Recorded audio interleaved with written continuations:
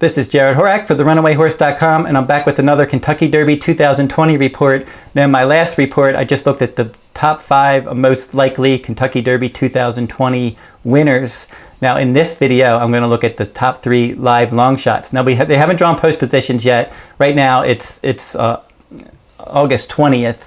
The Kentucky Derby is the first Saturday in September. It's going to be on September 5th. So there's still some time. They're going to complete their final workouts, but all the Kentucky Derby points races have been run. And right now we have a field of what looks like 19, but it's possible that we could get to 20, maybe 1 or 2 drop out and some other horses decide they want to run in the Derby. But we're going to have a pretty large field for the Kentucky Derby. And just really quick, let me just throw the probables up right now, and we can look at those and just roll right through. I did that in my other video, but I'll just roll through real quick. Winning impression for trainer Dallas Stewart is one that's pointing to it. Last year's Breeders' Cup Juvenile winner Storm the Court. Shirl's Speight from Canada is probably going to come and try to run. Doesn't have any Derby points, but could get in if less than 20 enter. Max Player, now under the condition of Steve Asmussen. He's in Kentucky, and he's pointing to the Derby. Attachment Rate, Necker Island, and Caracaro are the next 3. Caracaro may be the more interesting of those horses. He was second in the Travers Stakes. Finnick the Fierce, the next one, he would be a real long shot in the Derby. 1,000 Words for trainer Bob Baffert. He just upset Honor AP in the Shared Belief Stakes. Volante, a late runner, along with Major Fed. They will try to get involved late.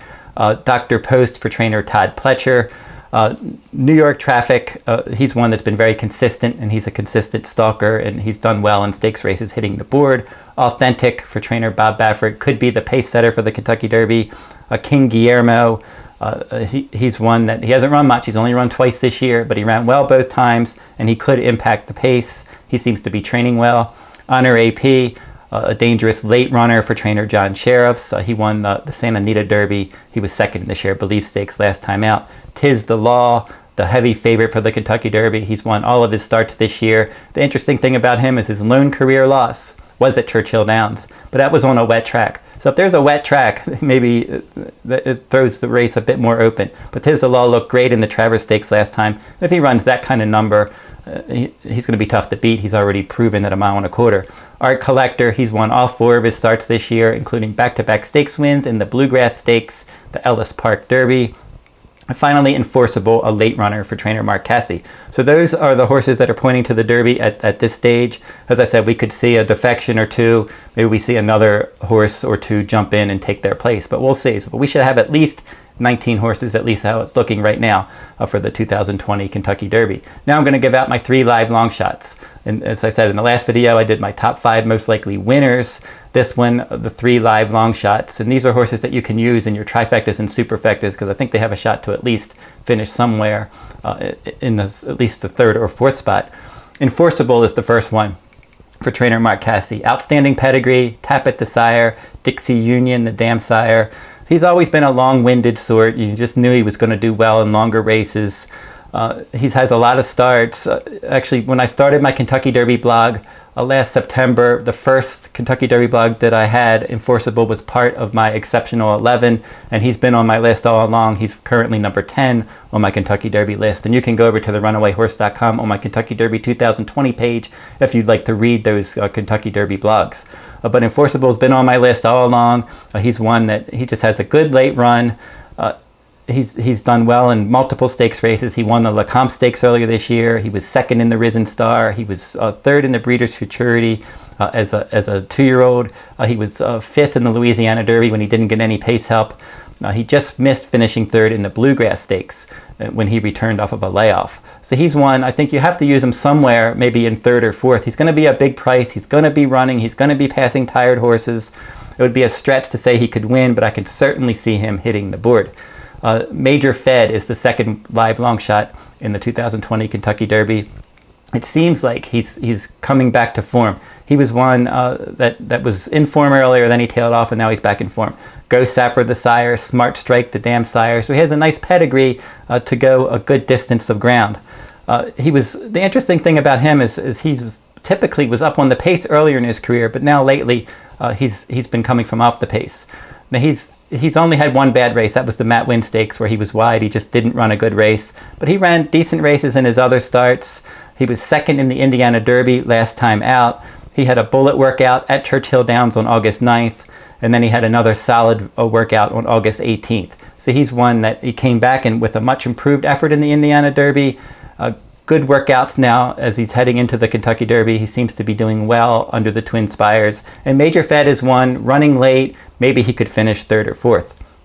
Finally, my third live long shot in the 2020 Kentucky Derby is going to be Caracaro. Now this one is one that came off of a long layoff from January to July at Saratoga, and has done well in the last two starts at Saratoga.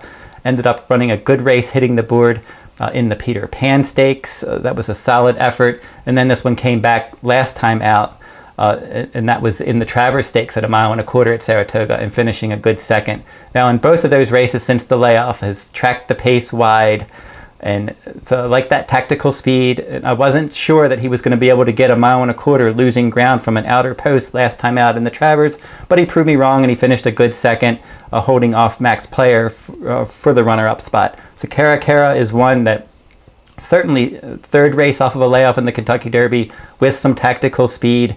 If he continues to improve and improves just a little bit off of his Travers, could easily end up finishing somewhere in the top four, most likely second through fourth, less likely to win. But these live long shots, certainly Enforceable, Major Fed, Caracaro could end up finishing somewhere underneath in your exotics. And those are horses that you might want to use in your 2020 Kentucky Derby tickets. They do have a 10-cent superfecta this year in the Kentucky Derby, so you can really spread out and use more horses in those wagers, and maybe you'll be able to hit a decent superfecta, especially if a horse like Tiz the Law doesn't win. The Derby payoffs could really soar this year if something like that would happen, and especially in a full field of possibly up to 20 horses. So again, go over to therunawayhorse.com if you're interested in my Kentucky Derby full card analysis, and that will be available Kentucky Derby week. As I said, the Derby is Saturday, September 5th.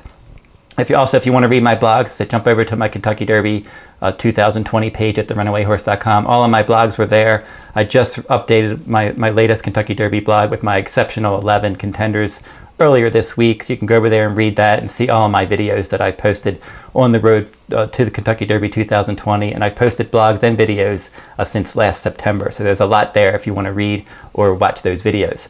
So that will wrap up this video. Next week I'll come back and I'll look at some other stuff. If it looks like there's a chance of a wet track, I'll give the top wet track contenders, and we'll look at some other things in some other videos next week. But until then, good luck at the races.